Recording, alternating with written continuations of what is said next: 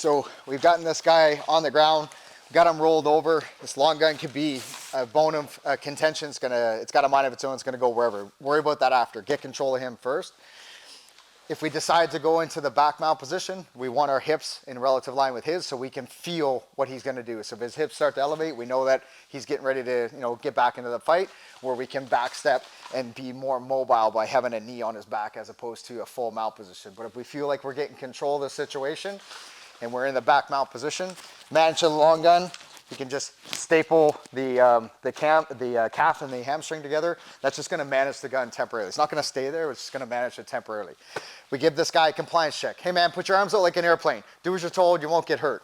He tells us to piss off or whatever, gives us the finger, tells us no, then we're gonna deal with this. The way we can deal with it, there's, from an optics perspective, yeah, could we fill him in? Sure, we could fill him in, but let's be honest, the sooner we get cuffs on this guy, the better it is for everybody. So a systematic way to do this is applying back pressure with our chest and our hips, keeping our heels in relative active line with his quad muscles rather.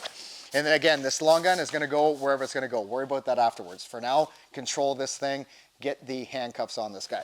So as we apply pressure, we're gonna reach over with our elbow. Doesn't matter which one you start with, left or right.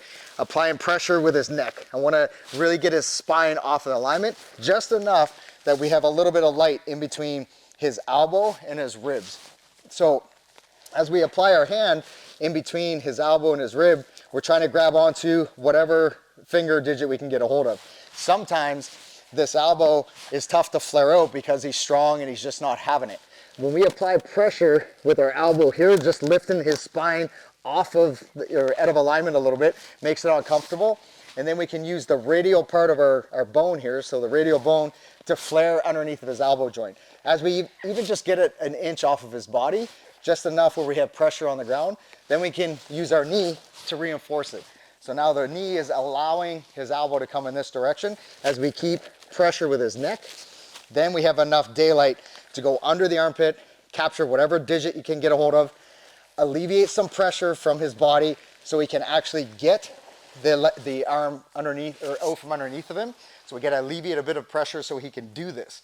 Physically, some people just don't have a lot of shoulder mobility, so we got to allow him to move in that manner because we could mistake his immobility with that shoulder as actively resistance, when the reality is his shoulder just doesn't bend that way.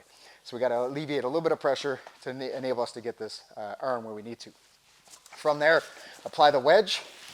Now systematically, going to manage the gun as we get this out of the way. You can do this if you want. Me personally, I just leave it there.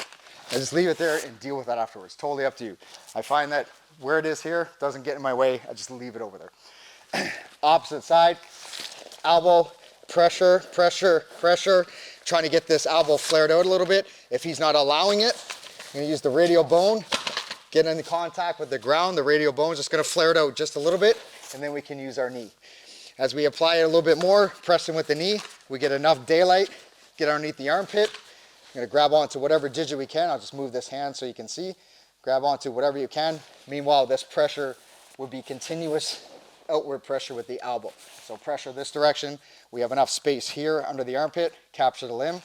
Now we alleviate a little bit of pressure from his shoulder blade and get the hands into a position where now we can cuff him. Wherever you're carrying your cuffs, flex cuffs, tough ties, official handcuffs, head on a swivel. At this point, you should be talking to your teammates, dealing with this situation.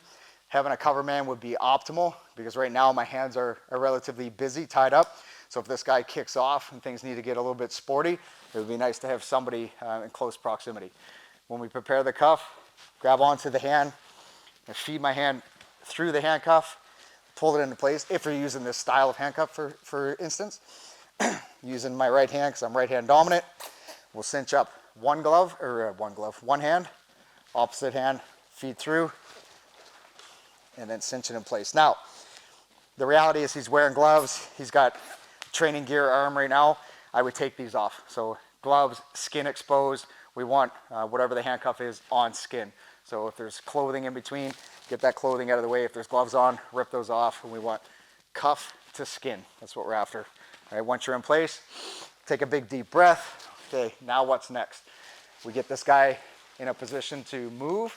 Now it's time to do a systems check. With all of that just happened in probably 30 seconds, there is a chance that maybe the lights and lasers got knocked off, maybe the cable system got smashed, maybe the pressure switch got ripped off, maybe the sight got knocked, et cetera, et cetera. So a systematic way to do a systems check is basically from the barrel back. So lasers, lights, and sights. So lasers, lights, and sights, systems check, make sure the gun is functioning, and then now we are effective to either transport this guy or at least get off and get back into the fight.